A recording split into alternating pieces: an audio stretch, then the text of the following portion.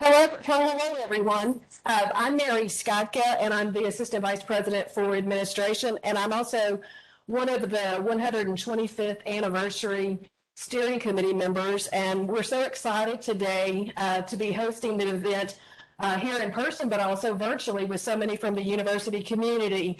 The 125 Steering Committee, we have been planning events throughout our 125th celebration. You know, we started last August, and we're going to be holding events through the end of the semester. But this is one of our highlight events where we have been excited to be able to partner with the History Department to celebrate the rich history of the Congregation of Divine Providence and also the university. So we are pleased to be partnering with the class, and I wanted to invite my friend and colleague, Kat Fregosa, to come forward to lead us in opening prayer.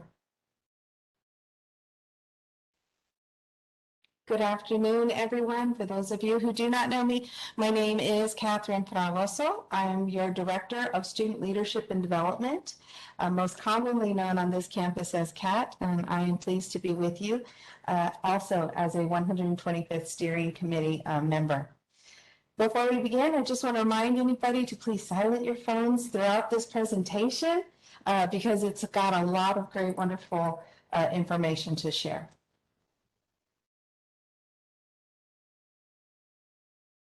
And if we can just take a moment to gather ourselves and remember that we're in the holy presence of our Lord. This is a 125th anniversary prayer of thanksgiving. Heavenly Father, we praise and thank you for the privilege and gift of Our Lady of the Lake University, and for the joy that comes from our work, our school, our second home.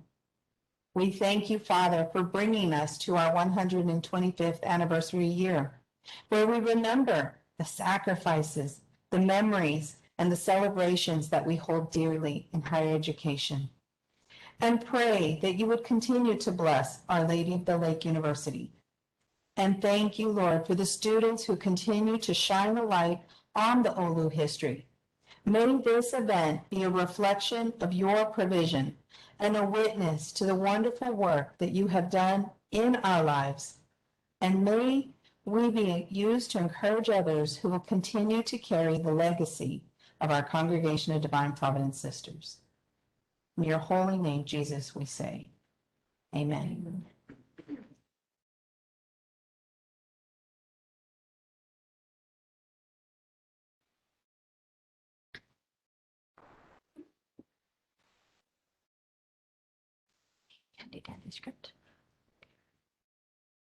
Good afternoon.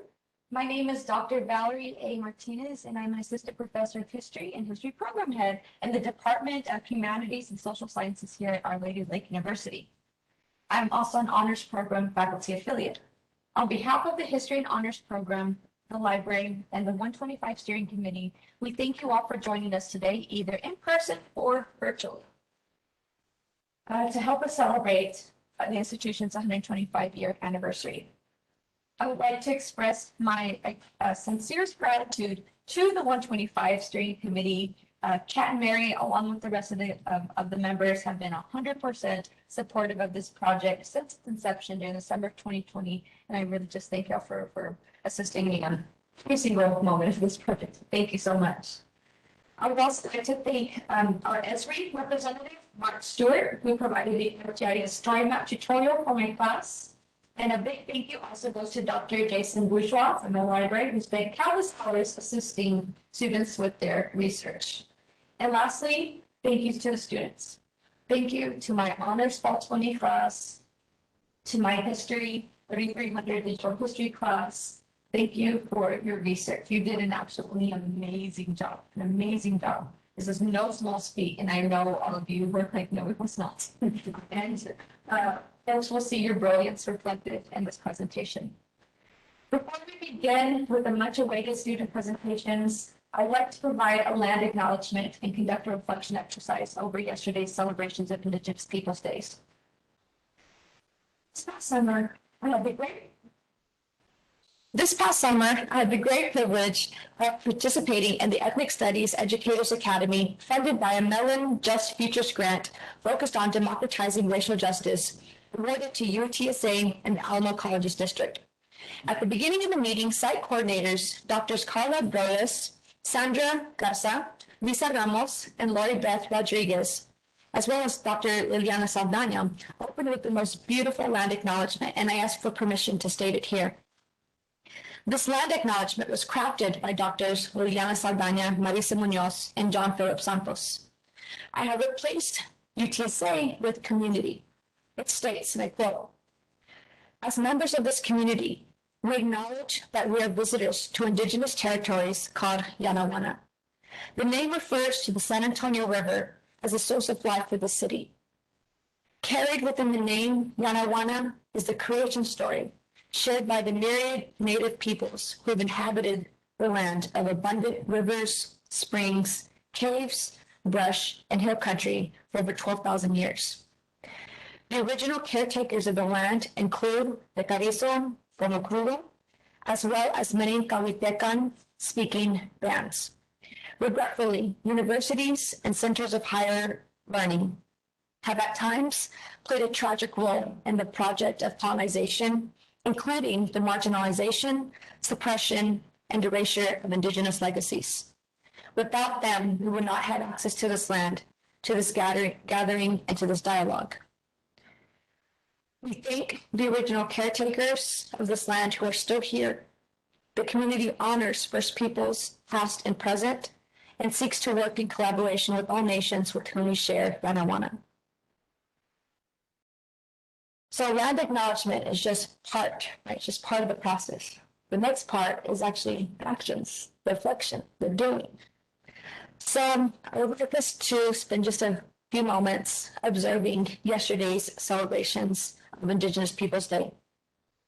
We acknowledge that it is just not one day celebrating and acknowledging Indigenous people, just like we have Raza Heritage Month, Hispanic or Latinx Heritage Month, History Month.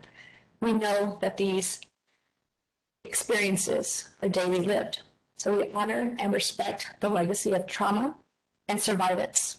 And as Carla Aguilar expressed yesterday, these communities exist and are present. So if you can for a moment, sit and think, what did you see? What did you hear? What did you smell? What did you taste? What did you touch? And think about how you can honor the original caretakers of this land through your daily actions, through your thoughts, through your teaching, through your studies. Just take a moment and live daily through these actions. This is not just a one day observance. This is a daily moment to reflect.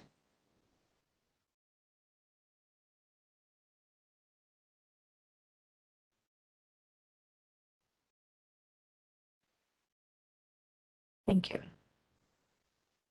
Now, before I begin with the student presentations and a description of the courses, I would like to give the floor to Dr. Jason Bourgeois as he discusses the research process. So, Dr. Bourgeois.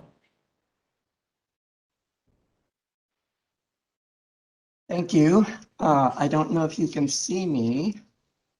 I have my video on. Can you see me? No, I'm gonna minimize the screen. Maybe I'm gonna stop sharing for just a second. Okay. Yes.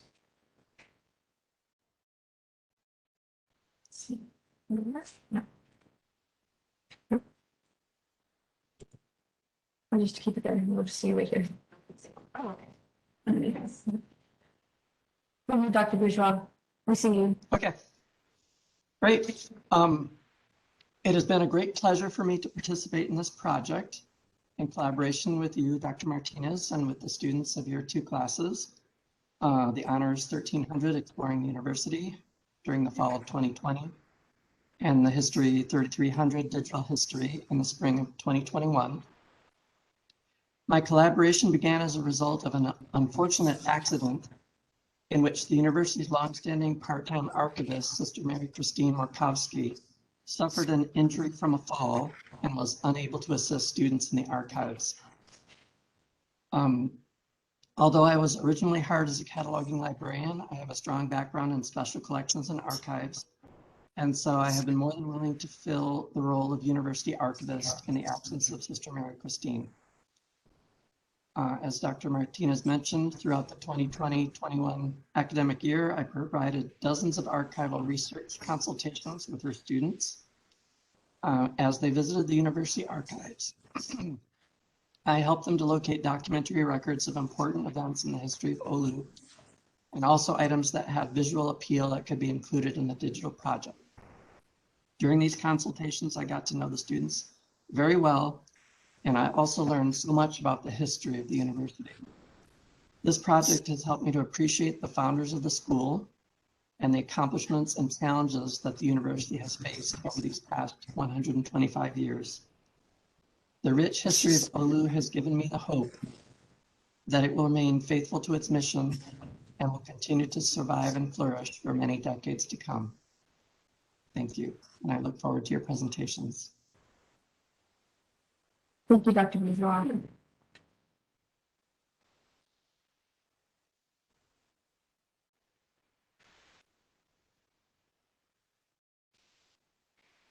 Now, this is an entry-level honors course. This is the first honors course they take. And several of the students will say, this is the hardest paper I've ever had to write, or I've never conducted. So I've heard that many times. My apologies. But again, people will see the extreme care and dedication you took to revealing this information. So again, I thank you. So this course is designed to introduce incoming honors program students to major concepts within, about, and concerning a university. The broad overview takes a very interdisciplinary approach to understanding the origins of the American college and select academic disciplines. We see its expansion and development, the problematics of structure and restructuring in an ever-changing context. We see the impact of technology and traditional and evolving pedagogical practices in an increasingly diverse tapestry of students. The readings and class discussion, lots of class discussion, right? Class presentations, oral and written analysis of primary and secondary source material. The course sought to answer a few questions, such as, what is college for? What is the university's mission? What is Oulu's mission in history? What is the history of the CDPs, the Congregation of Divine Providence? How does a university and or a college provide equitable access? How is it democratizing knowledge and how is it not? How does it provide a respectful atmosphere that is conducive to learning? And if not, what are the barriers and how do we break them? What does it mean to be diverse and inclusive? What is the significance of a liberal arts-based education? At the end of the course, students have this broad overview of the macro, social, cultural, political, and economic developments within a university structure that affected individual student experiences. In addition, all those questions allowed the class to participate in Oulu's 125th anniversary. And they researched a lot of primary and secondary material, which you will see included in the digital timeline that history students constructed in the spring of 2021. Now, History 3300, the digital history class, it was a 3-part course designed to introduce students to the burgeoning field of digital history. Within our current digital age, this digital age and context of knowledge at our fingertips, right? Students learned what defined digital history within the field of digital humanities. They learned about its origins, how historians actively participate in the public production of historical memory and knowledge of the nation, state, and community through online platforms. And the first 2 parts, we uncovered the various technologies and methods of digitization, including best practices in web design, digital archive preservation, copyright laws, and knowing and marketing to your audience. Equipped with that knowledge, students then curated a beautiful digital timeline utilizing ArcGIS story maps to visually and virtually, right, showcase our university's 125-year history. They, like the honor students, immerse themselves in the university archives, the CDP archives, as well as external archives even beyond the university, as you'll see through Captain's presentation. Thus, through readings, class discussions, and through this research and analyses of primary and secondary documents, these courses allowed each student the opportunity to individually research our university's history and produce this online exhibit that showcases our legacy to the larger public. And with that, let's look at all this hype. So let's see what they did. Now, again, Mark Stewart assisted us and provided the training for the students to utilize ArcGIS, which the university has an awesome license, and we must continue the license if we want to keep this starting up. So that's my plug-in for continued institutional support. Please, we worked really hard. So these individual student stories were constructed through story maps. This one is an experience builder. And I got this amazing footage from Anne. So thank you. There's sound. Yesterday, the sound worked beautifully. When you pull this up on your desktop, the sound will work. But today, it's technology. We have a full audience, so technology, but it's fine. So we have lovely music in the background, this nice little opening. So this is what folks will see once they pull it up on their desktop, tablet, or phone. And then we go in here. These provide hyperlinks to the history program, our 125th anniversary homepage, and to the alumni and family relations. So these you can click and it will go directly to those sites. Here's an overview, a more condensed overview of what we did in the courses that I just provided, in a more elaborate form. Here's a little overview, and here we can make that a lot bigger. And then once you go down, I have the student presentations. It took a couple of months for each of them to construct these story maps. And some of the students used research from the honors course, or they contacted honors students to ask questions about the research that they conducted. And with that, we can begin with the student presentation. So there's 10 of them featured here. Each student had about a decade. We had 11 students, so there's going to be one section where students were coupled together. The last one here, we have our flight school PR materials. So in about 3 days' time, the flight school participants were able to come up with little short PowerPoint presentations on they picked a decade essentially, and they're going to provide those PR materials. This one I'm actually still working on because we have to create that story map to then put the material on. So this one is a work in progress, but all of these are the history students completed ones. And here is an acknowledgement of everybody who contributed, honors, history, and flight school. At the very bottom, you will find a place where you all can continue to contribute to this project. Yes, so this is going to be the fun part, right? So here you get to tell about your experience at Our Lady of Lake. This is an ongoing project, so I'll start collecting them and figure out how I'm going to arrange them. It could be something to where I have 3 more of these little things and maybe do it by the decade, or maybe they'll go on the decade. I'll see once I get, folks contributing and see where the feedback takes us. So it's an ongoing project that we really would appreciate you contributing your memory, past and present, your hopes, whatever you want to put on here, and we'll continue this digital legacy of Olu. Dr. Villarreal? Can you include images? Not yet. So I had one, me and the Esri, Mr. Stewart, we've been working on this, and we had originally wanted to try to put a map and you click on Roy, but I couldn't find a map of the Google, because it's connected to Google Maps. So if you connect that map, it only has Our Lady of Lake University. I wanted to zoom in. Maybe with time, the technology will progress and they'll allow me to have that feature. But for now, we figured this is going to be the best bet. So, but again, I'll continuously update it and keep it. So whenever that feature becomes available, I'll put it on here because that would be great. That would be really, really great. Okay, so the first student we have we'll begin at here from 1895 and 1905. So Robert Hubbell is a History 7 through 12 certification student, and he will be guiding us today. Next up, we will have Hector Martinez, who is a history major and political science minor. Then we will have Captain Lopez, who is a history major and English minor. And we will conclude with Daniel.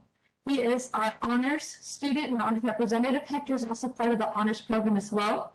And Daniel is an accounting and mathematics major and history minor. A little much different. I know it's a lot that's going on, but I do appreciate his love and enthusiasm and passion for history. So we'll begin with Robert. Well, Dr. Martinez, laughing because I can ramble and talk a bit too much. So in 5 minutes, I can cut off. So we're sure that I'm going to plan this a little quick with this. When we started this project last semester, she came up and I'm like, well, what am I supposed to do? She's like, you need to come up with some argument. I'm like, an argument? It's not school. You want for an argument. And for the sake of the debate, I finally came up for an argument. But I started kind of looking through everything, and it finally dawned on me as I was going through all the research and everything else. The school really wouldn't be here if it wasn't for the sisters. It was a congregation of divine providence. It really at the school. And I started to look into it. And when I started looking into them and everything else, I realized that they really, Father Ray had a very progressive idea at the very beginning. His idea was for these sisters to go out, find poor, uneducated women and children, and teach them. Especially in the 1600s, just what we're talking about. Especially when you look at education. And you see that these teachers actually, these nuns actually started going and doing this. I started on that and I started looking at the rate of mourning that I kind of went all the way back to the wedding, France, which at the time was actually Germany, but anyway, and the bishop came back, he goes up to the sisters and said, hey, I need to start a school. So he ends up getting 2 of the sisters, and which is interesting when you see that Mary originally set out 2 sisters to start the entire congregation. So 2 sisters come from Lorraine, France, all the way down to Galveston. From Galveston, they come up to Boston. When they come up to Boston, they start the 5th grade. And Andrew Fulton's mother was actually the minister in the, but you stand in front of the podium with kids. I'm sorry. Anyway, so the mother was the minister here in Austin. But they decided that wasn't the place. Austin was a big town. They needed something small. So they moved to Toscanville, which was a small German town, which goes back to alluding to the fact that Lorraine was German at the time. So we did there's a little bit of language and everything else, and we started the teaching there. And as there's some of the teaching there, and they spread out, you see this progressive thing. You start seeing it carry on into later generations and everything else. At one point, at the time was the fact that there was no land in Castroville. Castroville, you had to ride out on horse and buggy, the stagecoach, and which was very rough ride. So the guy door offered them the land, but they had to do it for what was it, $75,000 within 2 years to build up the land. So they took them up on it because there's a railroad here. And they set up the shop here, they started setting it up, and the school progressed. It started off as an academy. It was actually to teach high school, women's high school. They then bought the normal school, which was in Fosterville, and they moved to San Antonio. As well as it would be mother's house from Fosterville here. And as they grew, you see your first graduations and everything else. But the biggest thing to me that I really found was the whole fact of their progressive father teaching the uneducated, the poor. Something, as I said, very, very fascinating. And you see, later on, as you go further into the history of that, you see that this progressive thoughts are still continuing down. You see them being famous by first places, desegregated.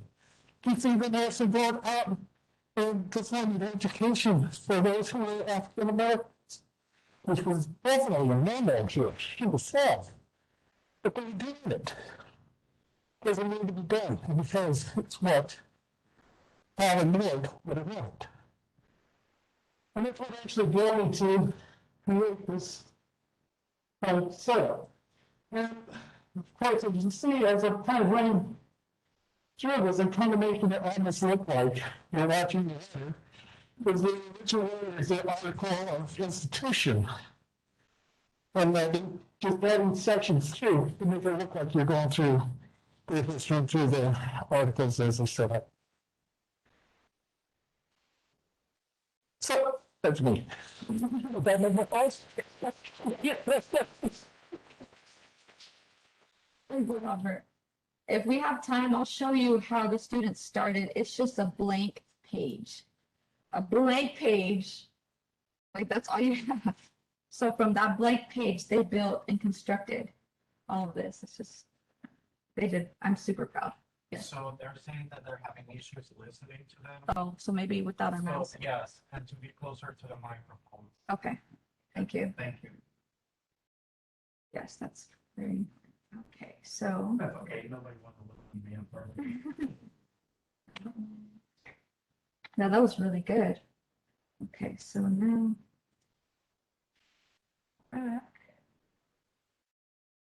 Okay, so next, let's have Hector.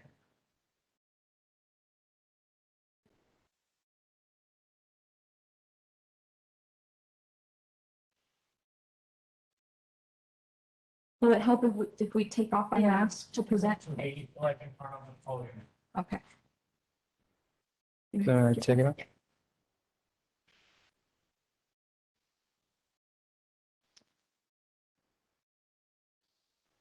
So, before I begin, I want to thank everyone for being here again. My decade was 1939 to until 1949. And then I titled my ArcGIS page, Our Lady of the Lake College, Expansion, Renovation, and Perseverance through World War II.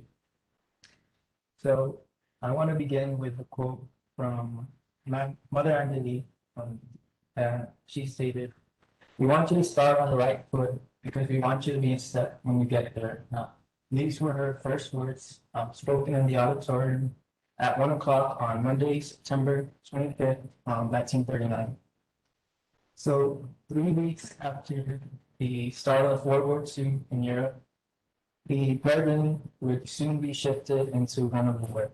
So this is the 40s is a time of rationing, it's enlistment, it's a sense of unity. Now, what stood out to me about this time period to work on my project was the morale that they had to, keep going, help out the cause, even if it was here at the college. At that time, it was a college. But they helped. They had food rationing. They had victory gardens. They had all sorts of stuff to help out the Allies in the war. And then following the end of the Great Depression and World War II in 1945, the Congregation of Divine Providence, or PCDPs, of the college began the task of expanding and renovating the already existing buildings. So many of the ones that we see here on campus today. And the expansion was due to a variety of factors that included increased student enrollment, career availability, and the need for new technology and equipment. So again, as I mentioned, we had theory auditorium, the school of social work. We had science club and Florence Library, which now is the Student Service Center, I believe. And then despite all these challenges faced by the CDPs, the university, the college prospered, new relationship and spirit mechanism. They created a social work program and they incorporated co-educational teaching. And then here on the screen is just pictures of like 1940. That's how the main campus looked. But for this, for my research and for my methodology, I examined various sources from the years 1939 to 1945 and 1949, sorry, and the CP archives with Dr. Bourgeois here at Our Lady of the Lake University.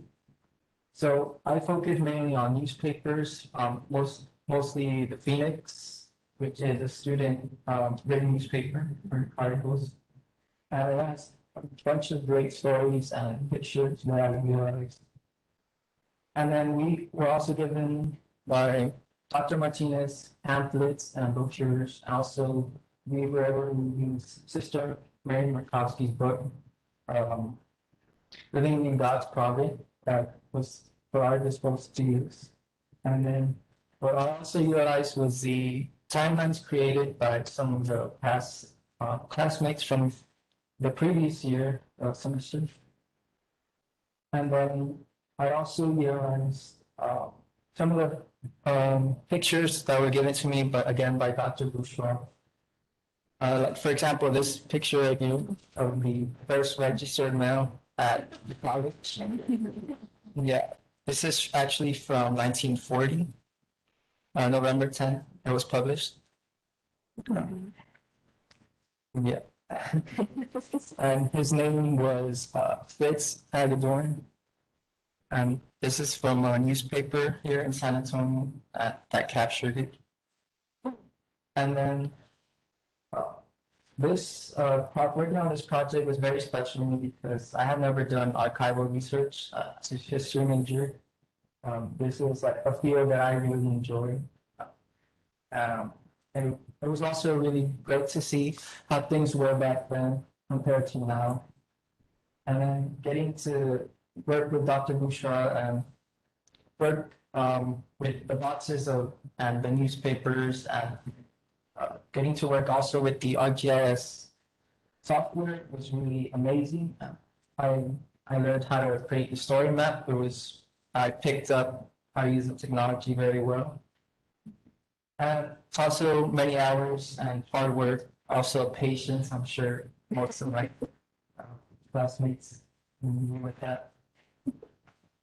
And then to top it off, we have just some more events that happened, like for example, the 50th anniversary in 1946. And then also that year in April, the college won second place in Fiesta. And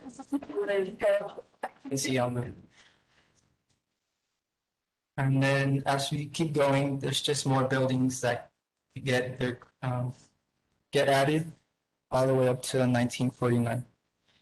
So to end, I want to give a special thanks to Dr. Valerie Martinez for helping me, also Dr. Jason Bourgeois, and then our GIS representative, and also to my classmates for their amazing work on the project.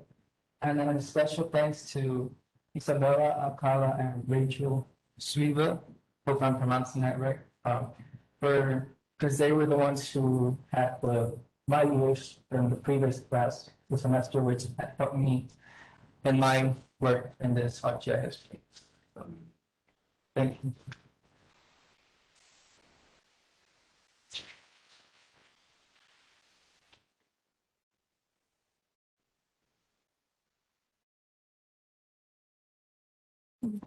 Thanks again. Very good. It's a great picture. This did some amazing research here. Okay, Catherine.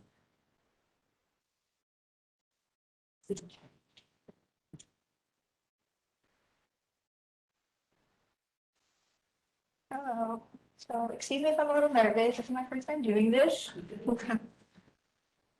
So my years were 1950 to 1960, and I titled my website page as "I Lady Lake strives to create an inclusive environment at its institution and in the community." So I'm gonna set like a background for you. So on the west side of San Antonio, Texas, situated next to Elmendorf Lake, was an Our Lady of the Lake College. President of Our Lady of the Lake, Dr. John L. McJohn, wrote the incoming fall class of 1950 with a special message in the student newspaper, the Phoenix. So he writes to the students, "It welcomes you not as something apart from itself, but rather as part of its being, which with the faculty and administration makes up the college community. Our community is, we hope, a community of scholars bent upon the acquisition of truth and through truth of greater virtues."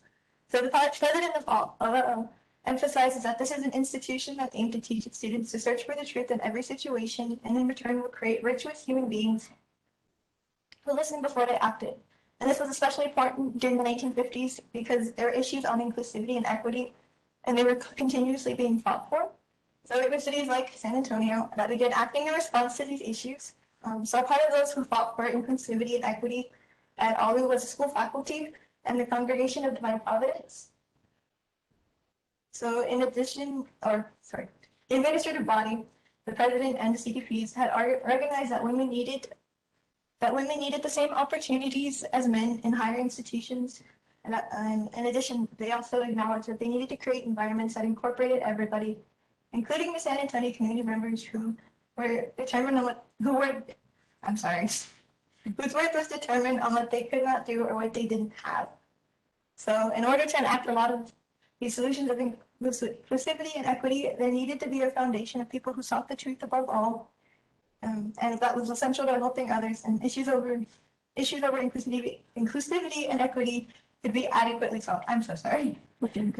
So my argument in my paper was that I argued that throughout the 1950s, all the administrative body had enacted various policies in order to promote inclusivity and equity, such as offering women options in their higher education, supporting desegregation, and providing services to the San Antonio community. So example of this was the Graduate School of Education. So they opened up a variety of degree plans within its program and began accepting students. And the pictures, if you slide across, they're like the requirements that they needed and the different objectives and the type of admission process you have to go through.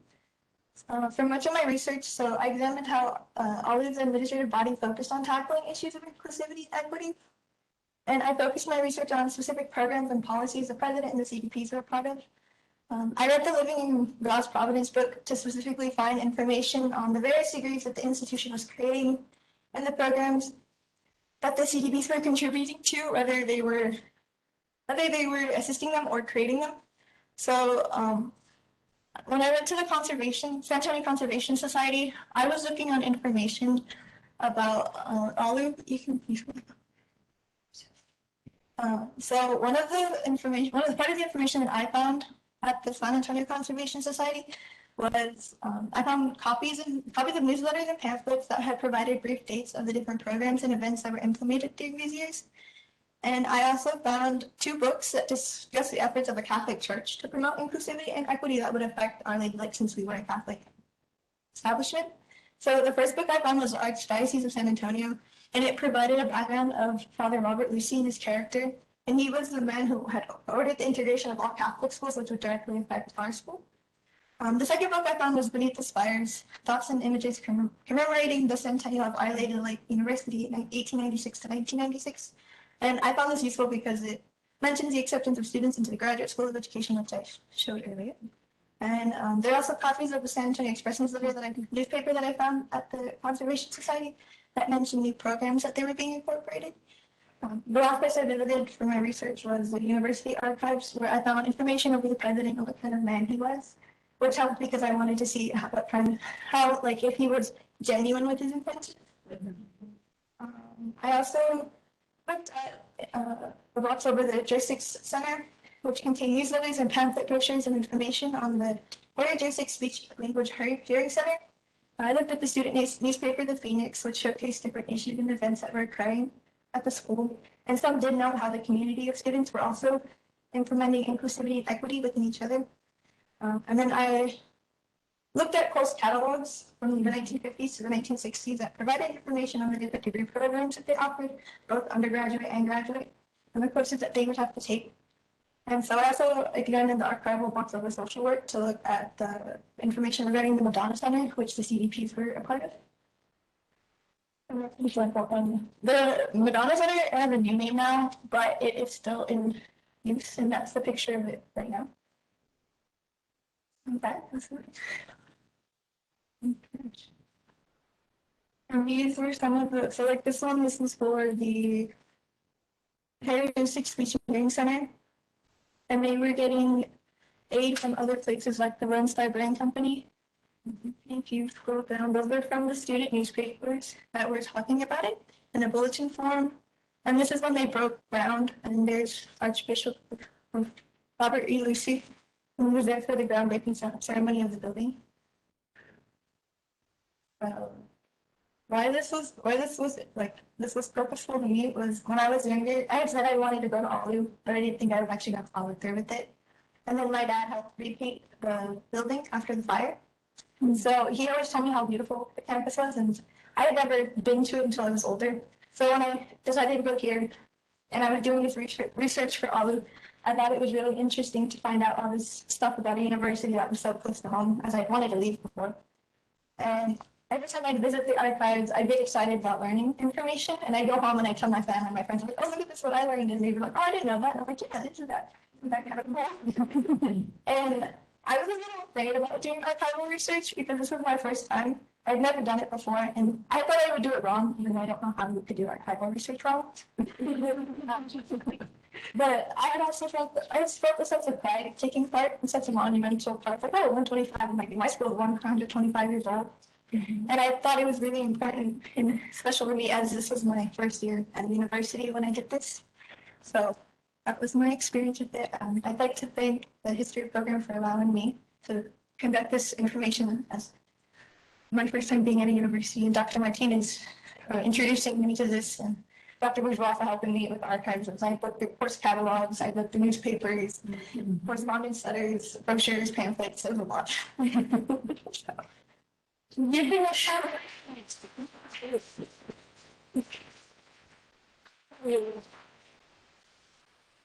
Being a historian is no small feat, y'all, but someone's got to do it, right?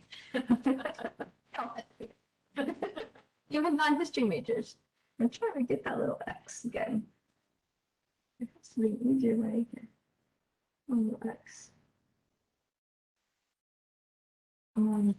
So as I'm figuring out how to go through this, see the little X? Yes. Oh. No, it's that black one, but I'm gonna stop really quickly. Yeah, just so we can. I need it. Okay, now let me share that again. Sorry, folks. Now, we're gonna fast forward a little bit, and as Daniel's making his way up here, I know we're talking a lot about, and I mean, right now we're just singing the praises of OLU. Now, if you look through Místicas, both through 1961 and 71, this is a really interesting story here because right now we're showcasing how all the students in the community that are rallying against just causes, right? Well, here, this section complicates that history of participation and advocacy, which is great. History is complicated. History is messy. History is gray, right? So if you want, a little bit of complexity, go to this section right here, and you'll see that during this moment and era of protest, not only students showed up, and one student had the courage to come forward and call everybody out. I mean, everyone participated in the involvement. She sure did post it in the editorial. So, you can go through Mística. It was really hard to choose who's going to participate, but I just wanted to make that mention because it was really interesting. And Mística, she found all of these documents and she did it out here. So that's some complexity to OLU's history. Now, with that, we're going to fast forward a little bit, and we're going to go to the late 90s, early 2000s. Okay, now, Elsa Rodriguez, she is a history student, but Daniel, my honors / minor student, also worked on this era. So he's going to present on his research, but we used a lot of the same and similar images. So I'm going to kind of go through his presentation as Daniel discusses his research. Hello everyone, my name is Daniel, and I was a part of the honors program, so I actually don't have a story mount going on, but I just start my presentation off with reading my introduction to my paper. On September 22nd, 2000, the Sultan's Library held its dedication ceremony, which also coincided with the Navigating the New Age Poetry Festival. This festival was filled with literary authors such as Alicia Galvan, Kitty Williams, Santiago Garcia, and filmmakers such as Jim Mendolia and Cassie Kelly. The library's dedication ceremony was filled with numerous donors and benefactors that believed in the vision of Sister Elizabeth Ann Sultanfus and the vision of Olu. At the dedication, the university's president, Sally Mahoney, established 3 main goals of the library. The first was to stay true to the mission of the Congregation of Divine Providence. The second was to continue to achieve excellence in education by meeting the needs of the time. And the third goal was to maintain connections with groups and organizations that will help improve the quality of education at Olu. The library, with its neo-Gothic architecture, stands as Sister Sultanfus's legacy, while evoking the idea that the library is, as Sister Sultanfus stated, a cathedral of learning. The simultaneous dedication and start of the Poetry Festival was symbolic to the university, because Our Lady of the Lake was beginning to navigate through a new age.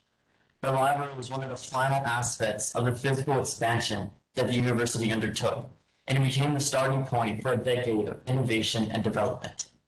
The library came with 5 new electronic labs that increased accessibility to technology for the students and teachers. Along with the university's technological incorporation, the institution also experienced an increase in enrollment, suggestively due to its recently built library and other facilities. Nevertheless, as time passed, enrollment began to stagnate. This stagnation created a multitude of problems for Olu, but it was the main catalyst for the university's innovation and development. Our Lady of the Lake University sought to resolve this stagnation through the expansion of their academic degree programs and their extracurricular activities such as their athletic program. My paper focused on the years between 2000 and 2006, and it established the narrative that this time period was a moment of evaluation and development within all aspects of the university. My research explained how this process was influenced by the official opening of the Sultanfus Library, continued by the major campus development that took place, and was fueled by strong leaders who believed in the mission of the CDPs and the mission of the university. So researching this time period, it was very time consuming, and I had to go through newsletters and newspapers from this time period. I was always looking, I was literally always in the archives. I remember going over these 10 times and I had like 300 photos, like just sifting through it, trying to establish a narrative that would help me explain this time period. I looked for important events and patterns within the sequence of events, and I focused on the construction of the Sultanfus Library, the major expansions, whether physical, academic, or in the extracurricular activities. And I looked at the influence and roles that the presidents and other major figures had in this expansion. I looked through the minutes and records of the Finance and Facilities Committee, the Buildings and Grounds Committee, and also the documents of Sally Mahoney, Robert Givens, and Tessa Pollock in order to provide additional resources to my research. But while archival research was important, my main aspect that I like to focus on my research was the interview process. I remember interviewing at least 10 or at least 12 different people to get a sense about what was going on. I started with my aunt. She was an alumni and a student here during this time period. So she helped establish an overarching idea that I can base my research off of. Then I went to others like Joe Glasscock, Dan Salcedo, Sister Margie Nagy, Maria Cavanis, Joan Beaver, and Mary Stockwell. I remember these interviews helped me gain a deeper understanding of this institution. They provided insightful perspectives and a deeper context on the events that occurred So I was able to get a more holistic, comprehensive perspective on this time period and what occurred in it. So I guess a little bit about what occurred in it. The library was built. They added different academic degree programs such as the criminal justice program, expanded the business program. You know, this is during my first semester, so I don't remember too much about the research. But but I remember they also reached their newsletters and newspapers were very informative, and they challenged different societal events that were going on, like maybe war or having like peace and everything. So I remember the research, and they also had like surveys about in 2006 when they were surveying if they wanted an athletic program and how that would help the university. So that was just different examples of what was going on this time period. They got all these grants to incorporate technology into their curriculum, into the library and everything. So all these efforts were just made to welcome in the new century and welcome in the changing of the times, as Sally Mahoney established in her address at the library dedication. So all this research was difficult and time consuming, but I still found it very meaningful to me because of my history with the university. I remember when I was little, I spent many summers here with my aunt while my mom was at work. My aunt used to work, it was called back then the Finance and Facilities Office. And I remember when I was a little kid running around in the hallways between Alan classes and Karen Reed's office. I remember they used to give me all these treats and everything, and I just have so many fond memories during those summers. And I remember going to the trick-or-treats in the dorms and the Easter egg hunts. And so while researching this time period, it just reminded me and helped me reminisce on all these good memories that I had. And it helped me gain a greater appreciation for the university. And so in closing, I just like to thank God and His providence for leading me here to this university. I'd like to thank my aunt for helping me guiding me in this process. Dr. Martinez for guiding me throughout the research process and my narrative. Dr. Bourgeois for all the archival research that he helped, the patience he had with me, and the effort he put in when I was there, that he helped me find everything that I found and researched in my time. I also thank all the people I interviewed. All their perspectives and insights were very valued, and they helped me create my presentation and my research paper. Thank you.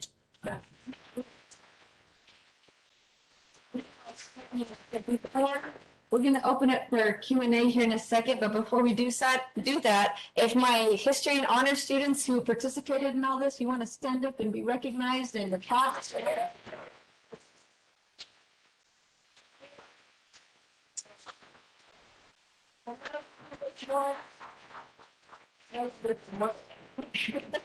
And I'm very, very, very, very grateful. We are all very grateful for the amazing work that y'all did.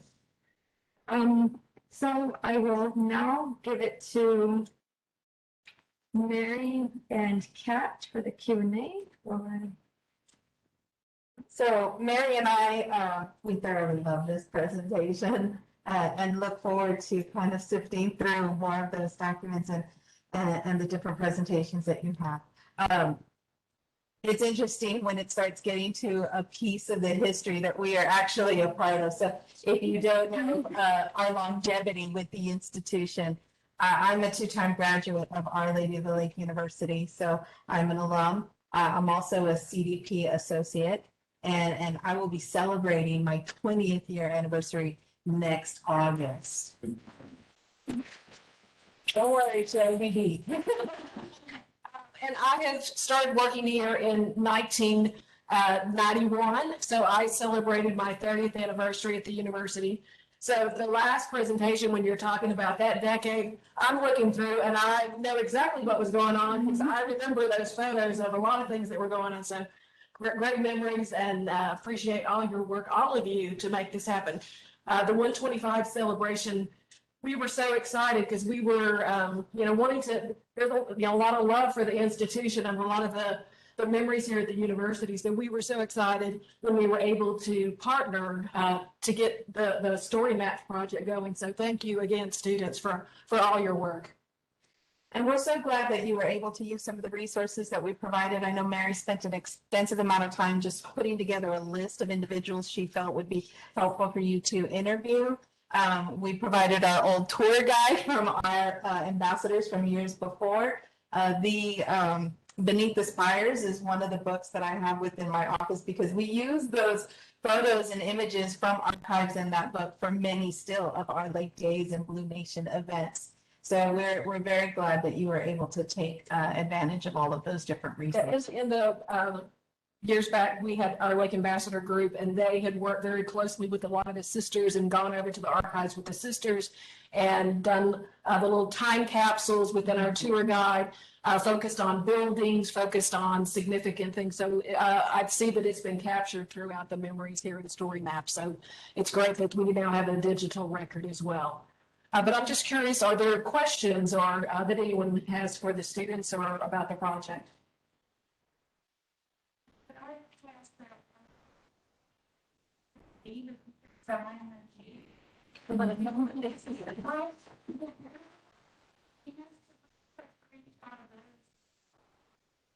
Oh, yes.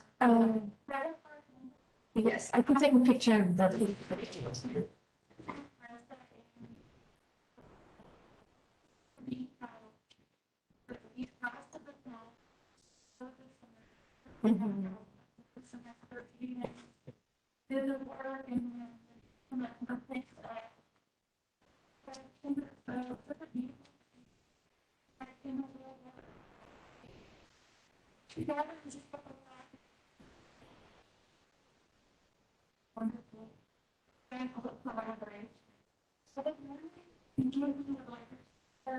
Maybe by then any of the figures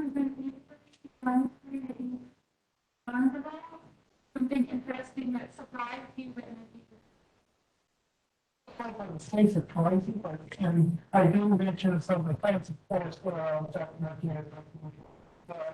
but I really, the sense I have, which is someone who's no longer around, and is actually one of the sources of that. That was Sister Mary Joseph Mead, who was her book that actually inspired a lot of my reading in that, and because you see this actually her perspective in the very early days. And the book, she actually finished her book, and it's not published until later again. And she really, it's very inspiring, but also very frightening, because you see that she put in so much, and you can feel the emotion that she is just putting out there. But in CBD, and I mean, just feel it, and you're living through it. And yeah, it's just unbelievable on that. Anyone else? Yes. Yeah, come up so the folks that are virtually participating can hear. Use the mic. So I actually worked on the last decade, and I was in Dr. Martinez's honors class my first semester. Oh, I'm sorry. My name is Alexa or Alia Delgado. I know a few of you here. It's my hi, Dr. Martinez. It's nice to see you in person. So there wasn't like huge historical figures in the last decade. It was a lot. My paper was based on the progressivity of the university and the care they have for the students. And what I found interesting is, so my freshman year, my interactions with my professors, like I was able to see that the university really did care about their students and really held true to, the foundation they started on of progressiveness. And coming onto campus this year, I feel like it's so much more present than I thought it was. I feel like here, like the entire university feels like a safe space, somewhere where I can communicate with my peers, talk to anyone. And my paper was written at the height of the Black Lives Matter movement. And then with the celebration we had yesterday for Indigenous Peoples Day, and then we also, the Alliance also held something for National Community Day. I've seen that Our Lady of the Lake really, really does care about their students and tries their best to create this inclusivity and acceptance on campus. So I guess that's what I found most interesting about the university. Thank you.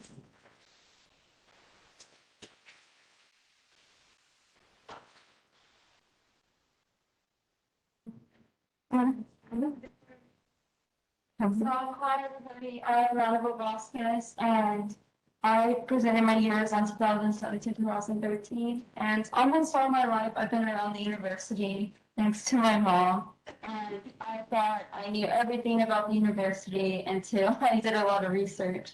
And the main focus on my paper was the 2008 fire that happened on the main building, and I thought I knew everything about it, but I got to interview Sister Nadie, which provided a great narrative on her story, and just to see how powerful it was to have all the community, but as well as the West Side community come together and to help bring support to the university and provide the love they needed during this time and help them get through these times. So that was one of the fascinating things I got to work on, and thank you, Dr. Martinez, for giving us this opportunity.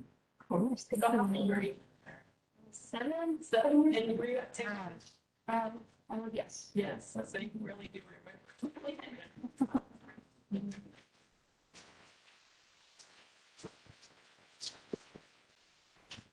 Anybody else? I have a funny question, I guess. Over time, I have textbook like St. Vitus Hall. I've been around campus and I put some ghost stories. And it shows like the relationship between history and ghosts. And so I was wondering if you found any ghost stories in your research. I don't have the memory, but I do know I did run across a few that they here at Austin College. It's just kind of interesting, of course, you mentioned the ghost story about that.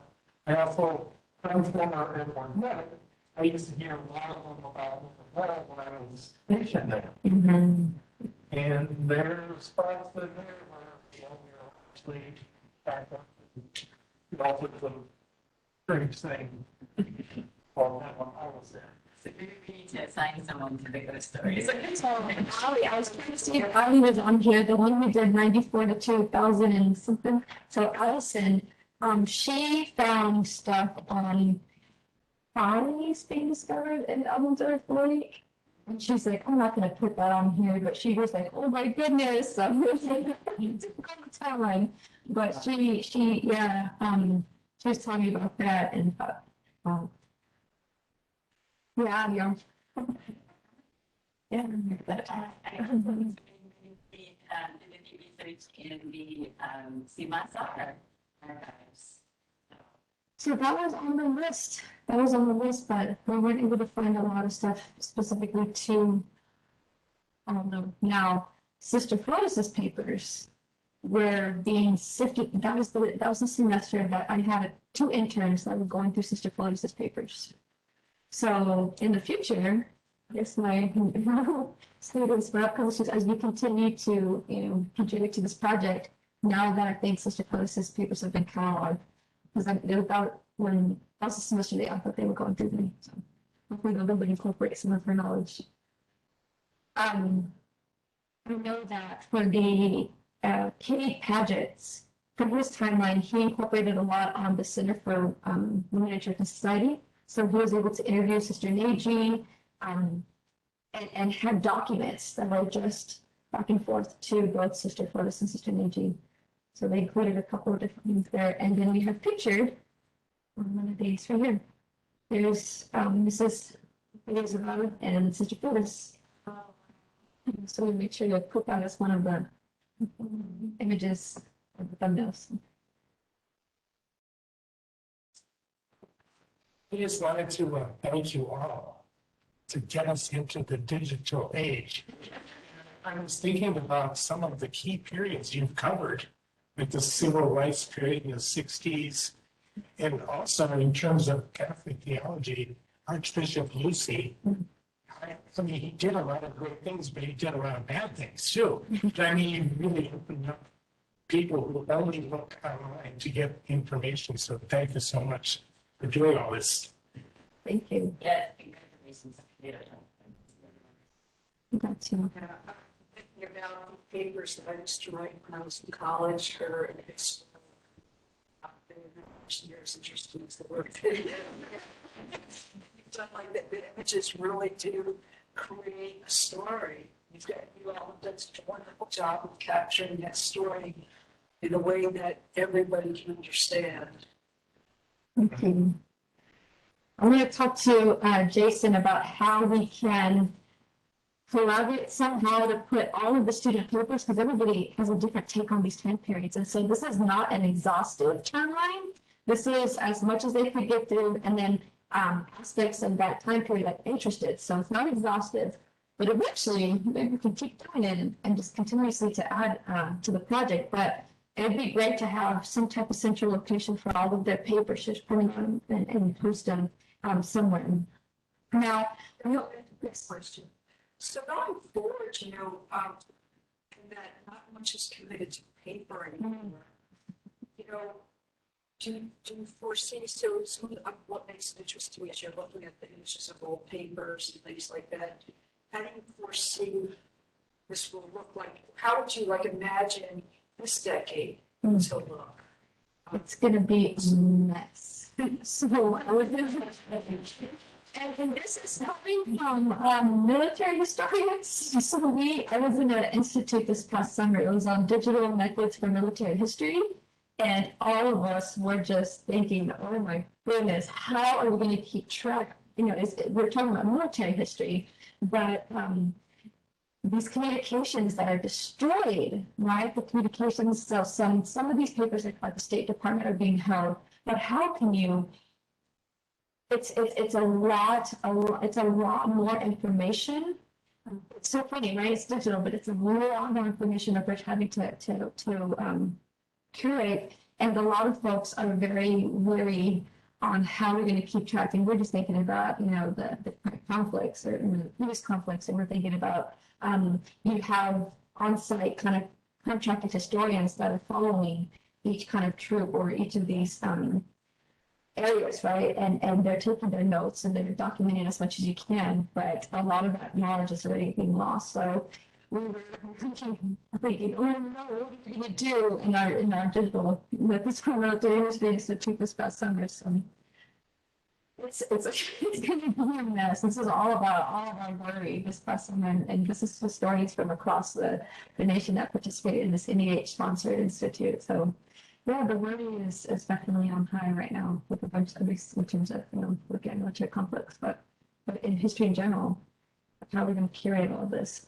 Now, there are efforts to curate tweets, Instagram. I mean, that's going to be a whole other type of digital curation folks are going to have to sit through.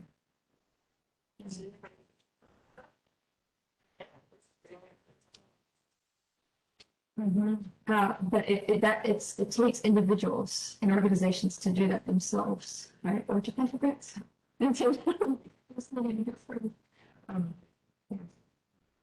Okay, The very that they're putting on the white gloves and going through all the hard. Well, I'm not as interested as this. I think about the stuff that the marketing communications office, we're wanting to give to the archives. So in the past, we would take our brochures and our photographs and, but physical things and hand them over. Well, now we just want to give a copy of our servers on an external drive, but that now includes everything, right? So it includes the finished product, but all the pieces that went into it, and even some of them that we maybe put in there, but then didn't end up using.